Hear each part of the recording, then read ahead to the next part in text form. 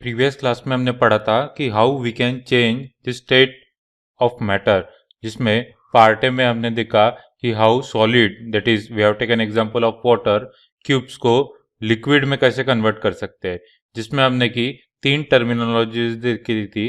एक था melting point, उसके बाद हम आए थे एक रीजन की वक्त, उस पर हमने एक रीजन देखा कि क्यों टेम्परेचर एक स्टेज पर मेल्टिंग पॉइंट के स्टेज पर बढ़ता नहीं है। उससे रिलेटेड हमने इस प्रोसेस को जो कहते हैं वो फ्यूजन पढ़ा था, और इसमें लगने वाली एक hidden that is latent heat of fusion को पढ़ा था। उसी प्रकार पार्ट बी में हमने how to convert liquid to gas देखा था, जिसमें हमने वाटर का अगेन एग्जांपल लिखा था तो वेपर्स में कन्वर्ट किया था। इसमें भी हमने तीन टर्मिनोलॉजीज पढ़ी थी। फर्स्ट थी बॉइलिंग पॉइंट, कि ऐसा टेम्परेचर जहाँ पे लिक्विड गैसेस में कन्वर्ट होते हैं। फिर अगेन सेम कि टेम्परेचर क्यों नहीं बढ़ता, उसका हमने रीज़न फाइंड आउट किया। ओके, और उससे रिलेटेड अगेन दो नई टर्मिनोलॉजीज पढ़ी, that is vaporisation and latent heat of vaporisation. So in total हमने 6 टर्मिनोलॉजीज प्रीवियस क्लास में पढ़ी। ऑलराइट, सो बढ़ते हैं आगे। हेलो स्टूडेंट्स, मैं हूं राजकी रंगाले, आपका maths and science coach from student first academy Hinganghat. Video lecture start करने के पहले वीडियो को 480 पिक्सल यूट्यूब क्वालिटी में सेट कर ले और डिस्क्रिप्शन में दिए हुए नोट्स को डाउनलोड और प्रिंट कर ले।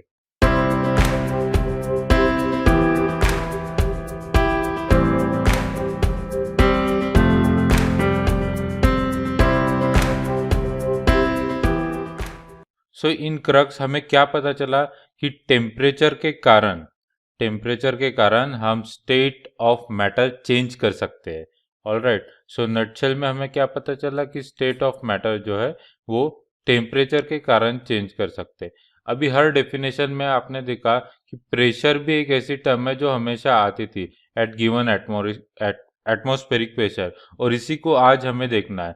सो जो स्टेट ऑफ मैटर है वो हम टेम्परेचर के साथ साथ प्रेशर के कारण भी चेंज कर सकते हैं, और यही आज के टॉपिक का क्रक्स है।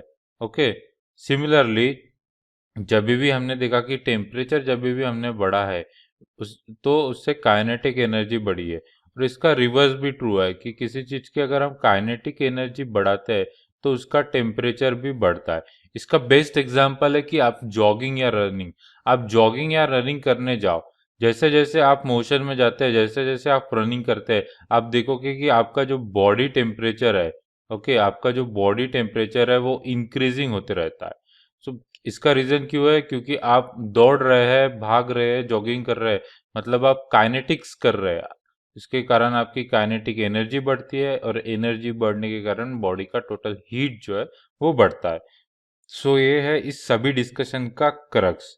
ऑलराइट, सो जैसे कि हमने देखा कि टेम्परेचर और प्रेशर के कारण सॉलिड लिक्विड में कन्वर्ट होते हैं, और लिक्विड फिर गैस में कन्वर्ट होते हैं।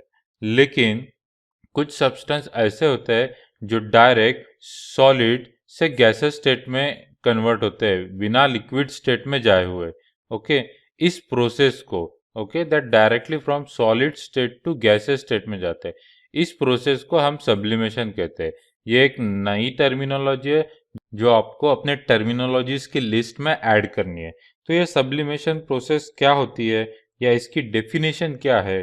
Okay, so change of state, ठीक है, directly from solid to gas without changing into liquid state, और वाइस वर्सा, मतलब कोई चीज सॉलिड से डायरेक्ट गैसेस में जाती है या गैसेस से सॉलिड में जाती है, तो इस प्रोसेस को हम कहेंगे सब्लिमेशन। ओके, इस प्रोसेस को हम सब्लिमेशन कहेंगे। ऑलराइट, एग्जाम्पल सर, इसके एग्जाम्पल है कैम्फर। कैम्फर आपने देखा होगा।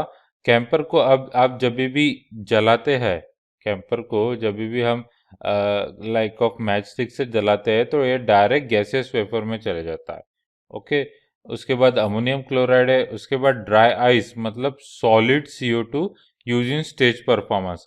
आपने जो भी अवार्ड्स देखे होंगे, मूवी अवार्ड्स या आईफा अवार्ड उसमें या कोई भी परफॉर्म, उसमें सॉलिड आइज जो आप स्टेज पर जो आप धुआं धुआं सा देखते हैं that is nothing but dry solid eyes जो वहाँ पे रखा जाता है, जो कि डायरेक्टली कन्वर्ट हो जाता है आई ऐसे, जिसके कारण स्टेज पर हमें एक हेवनली फील होता है और आर्टिस्ट उस पर परफॉर्म करते हैं।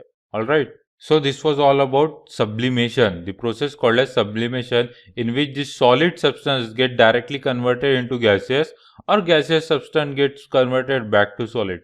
The process is called as sublimation. Camphor, naphthalene balls and dry ice are the suitable example for it.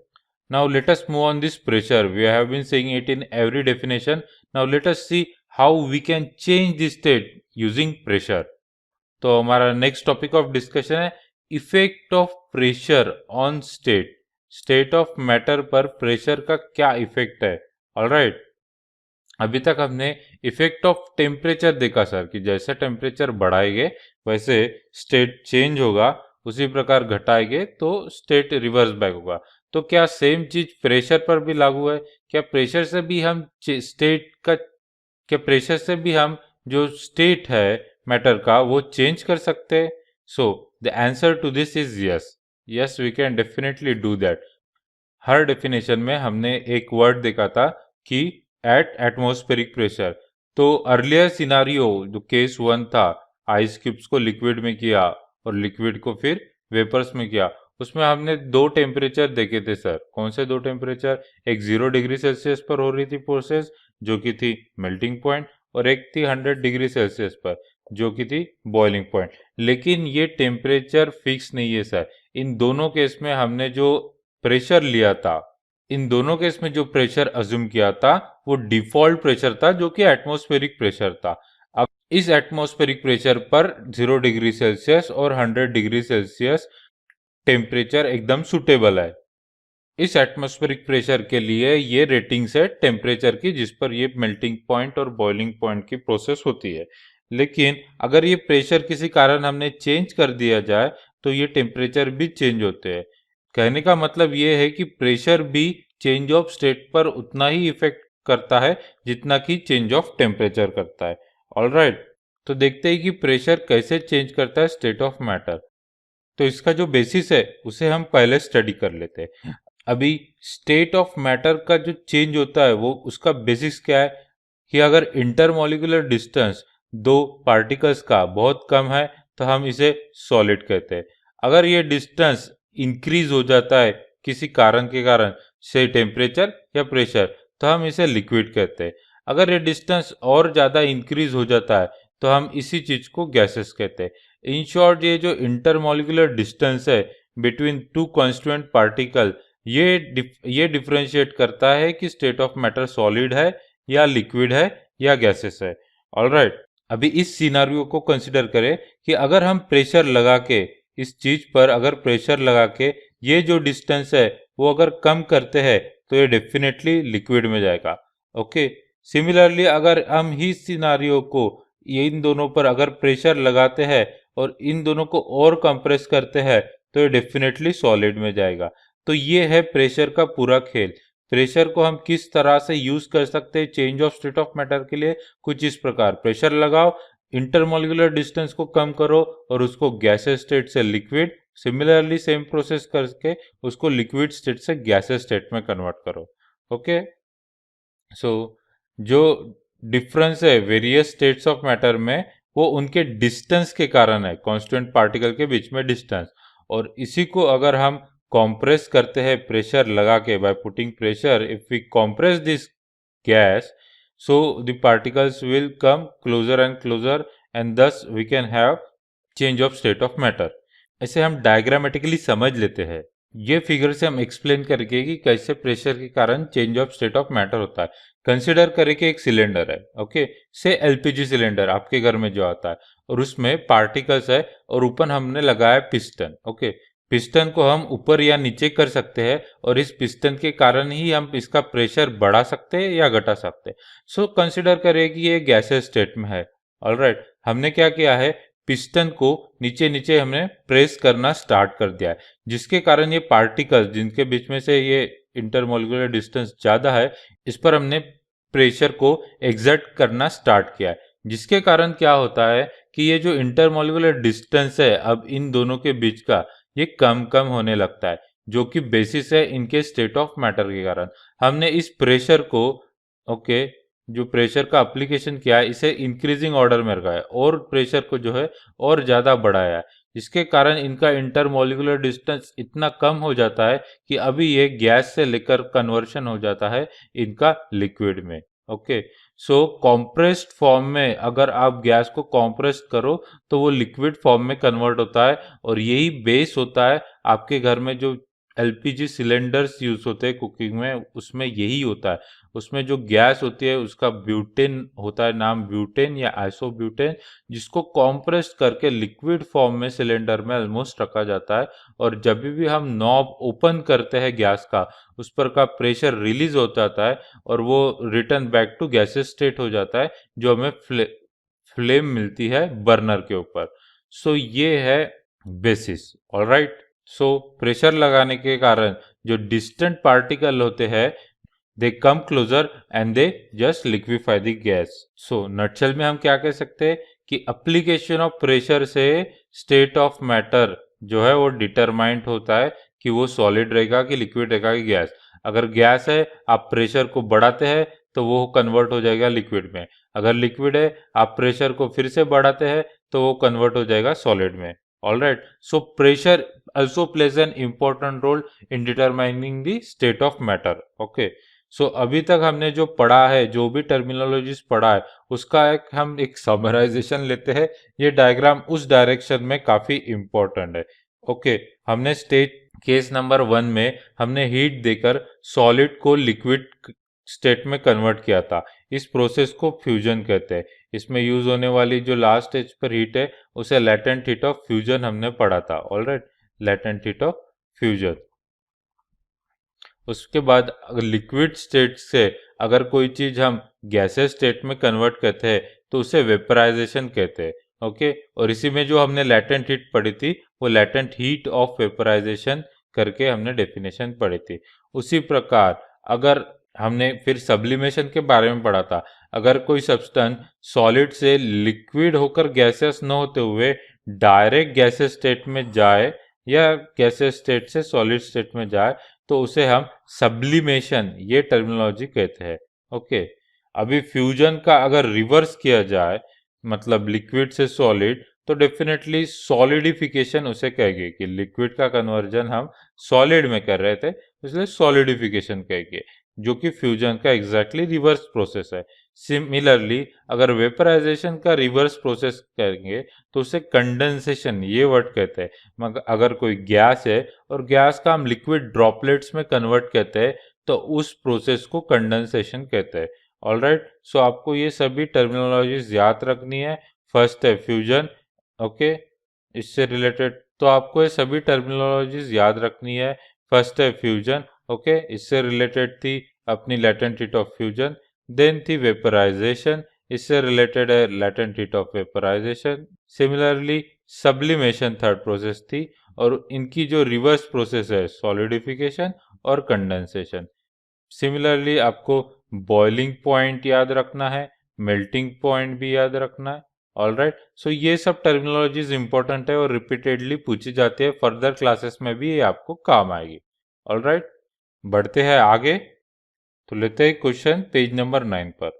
First question है convert the following temperature to Celsius.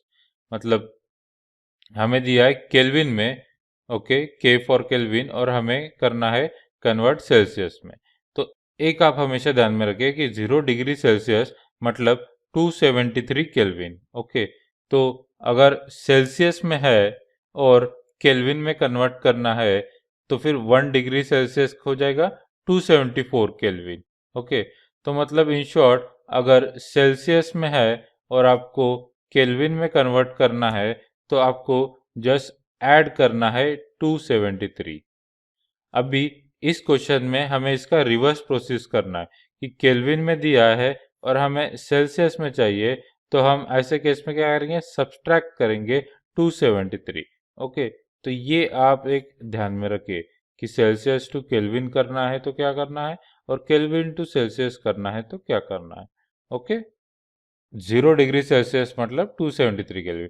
तो हमें 300 केल्विन को सेल्सियस में कन्वर्ट करना है, तो हमने 273 को सब्सट्रैक्ट किया।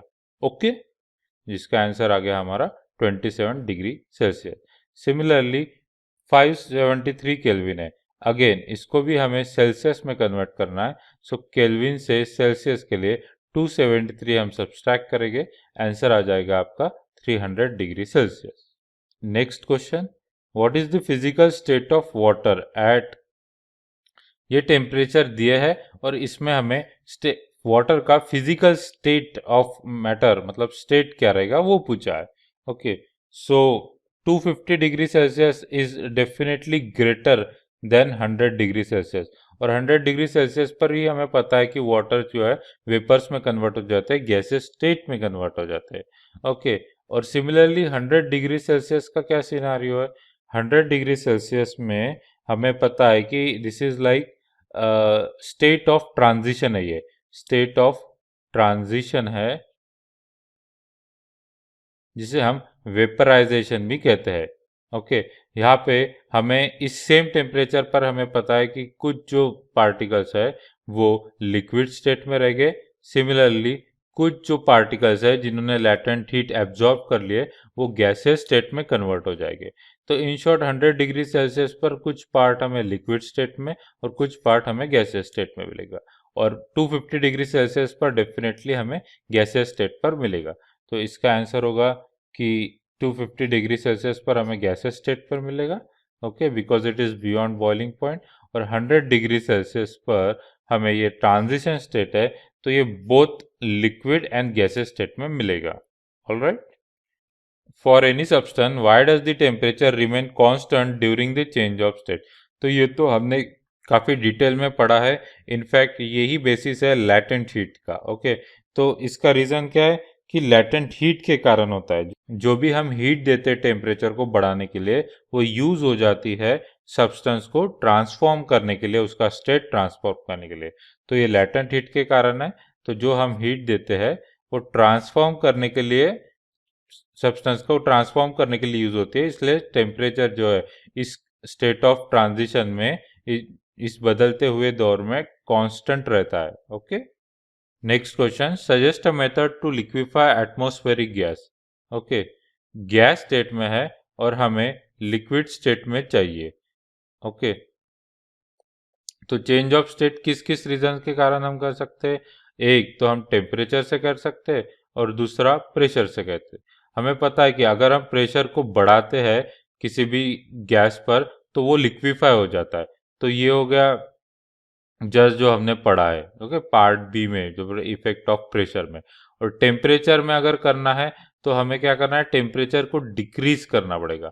अगर गैस से लिक्विड करना है तो टेम्परेचर को डिक्रीज करना। तो ये दो मेथड्स हो सकते हैं, टेम्परेचर को डिक्रीज करके गैस को लिक्विफाई करो या प्रेशर को इंक्रीज करके गैस को लिक्विफाई करो। तो इससे हमें एक ये भी चीज समझ में आती है कि इन दोनों का जो नेचर है चेंज ऑफ स्टेट के लिए है वो अपोजिट है। अगर एक चीज को डिक्रीज करने से स्टेट इधर नेचर है वो अपोजिट है। ओके, यहाँ पे टेम्परेचर को डिक्रीज कर रहे तो गैस तो लिक्विड हो रहा, अदर हैंड सेम चीज अगर ऑब्टेन करना है प्रेशर के कारण तो उसे इंक्रीज करना पड़ेगा। ओके, सो इसका आंसर होगा state of change can be change either by temperature and pressure. Okay, pressure को इंक्रीज करो या टेम्परेचर को डिक्रीज करो तो ये आपको मिल जाएगा। Okay, so this is the answer to this question.